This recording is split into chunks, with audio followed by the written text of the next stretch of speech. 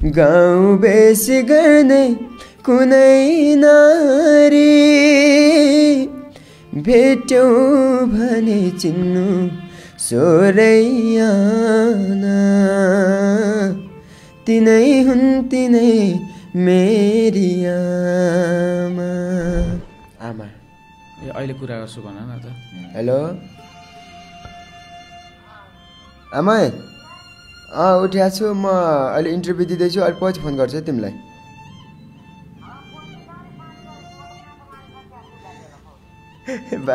ए हो र ल ल हुन्छ जाऊ हुन्छ। आमाको बारेमा एउटा गीत गाउँछु पुरानो पिठ्यौमा भन्ने गीत हुन्छ। त्यो गीतले त्यो फिल्मले हाम्रो आमालाई रुवाएको थियो गरे है एकदमै दुःखद फिल्म छ नि त त्यो। त्यही गीत गाउँछु होइन। पिठ्यौमा स्याउलाको भारी खाली गोडगे गडौँ बाटो गाउँ बेसी गर्ने कुनै नारी भेट्यौ भने चिन्नु सोरैयाना तिनै हुन् तिनै मेरी आमा हो सोरैयाना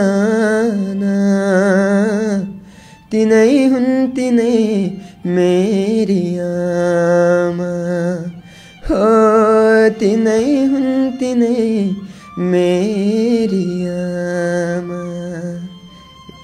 यसको अलिक बढी गाउन सकिन्छ? मजा लाग्यो कि यो गीत अरू सुनेको छैन। कस्तो त्यो हुन्छ नि डुबेर गएको है। हजुर एकदमै आमालाई सम्झ्यो। हजुर आमालाई सम्झेर गएको किनकि आमाको एकदमै याद आउँछ नि त उहाँको माया होइन।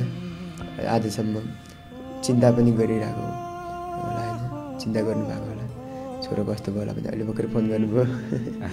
फोन गरेर बाजे आउनु भएको छ माछा मार्न जानुभएको खोला जान्छु भन्नुभयो। म पनि म जाने ठाउँमा आमा जानु लाग्नुभएको छ है माछा मार्ने ठाउँमा। म पनि म जान्थेँ आमाहरूलाई खुवाउँथेँ।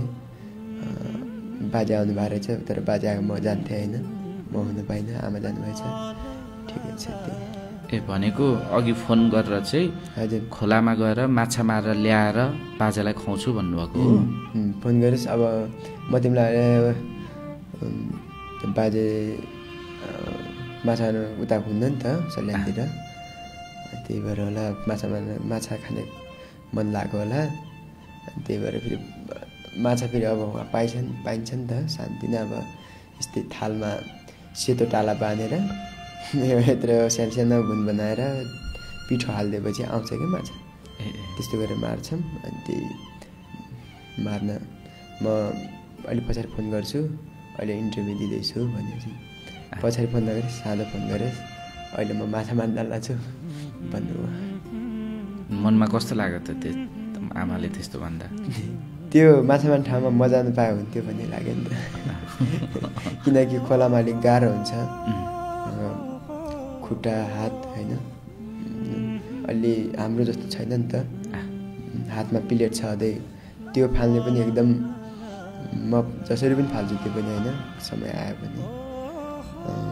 त्यही छ तर त्यो अप्ठ्यारो ठाउँमा नजानु पर्ने हो। तर एउटा सायद मेरो भाइ जान्छ होला आमासँग। गहिरो त छैन नि? कुनै र त गहिरो छ तर सानो सानो रमा मात्र, ठुल्ठुला रमा होइन। डर पनि लाग्छ होला नि होइन? हजुर डर लाग्छ होला तर म त लाग्दैन। म त सानैदेखि भाइलाई चाहिँ नि के कुराले गर्दाखेरि चाहिँ मनमा अलिकति पीडा हुन्छ दुख्छ त्यस्तो केही छ मान्छेको हुन्छ नि? पीडा भनेकै मेरो त अब जब बुवा आमालाई पीडा भयो भने मलाई पीडा हुन्छ होइन। उनीहरू खुसी भएको त हामी खुसी यसै खुसी हुन्छ नि त। साँझ जब खाना खान्छौँ सुत्ने टाइम भएको बेला हाँसियो मजाक हुन्छ नि त सबै परिवारको। त्यतिखेर एकदम खुसी भयो भने खुसी, अनि भोलि बिहान आफ्नो काममा हिँड्यो है। हिँडेपछि आफ्नो काम गऱ्यो, साँझ आयो त्यस्तै साँझमा कुरा गऱ्यो हाँसो हुन्छ होइन। तर जब हाँसो भइसकेपछि जब सुत्ने टाइम भयो अनि मेरो यस्तो सोच आउँछ कि मेरो यस्तो ऋण छ होइन, यस्तो के गरेको तिर्ने होला, के गर्यो गर्ने होला होइन, एकदमै मन दुख्छ कि मन एकदमै है हाने जस्तो गर्न दुख्छ किन। त्यस्तो धेरै सोध्छौ है? हजुर। कहिलेकाहीँ एक्लै त्यसरी पीडा भएर रुको छ? हजुर आएको छ राति 11 बजे। कहिले त्यो चाहिँ? योभन्दा अगाडि नै हो है, जब त्यही आमालाई जब ऋणको बारेमा कुरा गरेँ नि त उताबाट, त्यसपछि एकदम निदै लागेन क्या, सोच आइरह्यो कसरी तिर्ने होला है भनेर, एकदमै पीडा लाग्यो कि। अनि रोयो? हजुर एकदम आँसु झऱ्यो। अनि त्यसपछि मर्दको आँसु झर्दैन भने तर लास्टै पीडा सहन सकि नै रहन्छ कि मर्द भए पनि।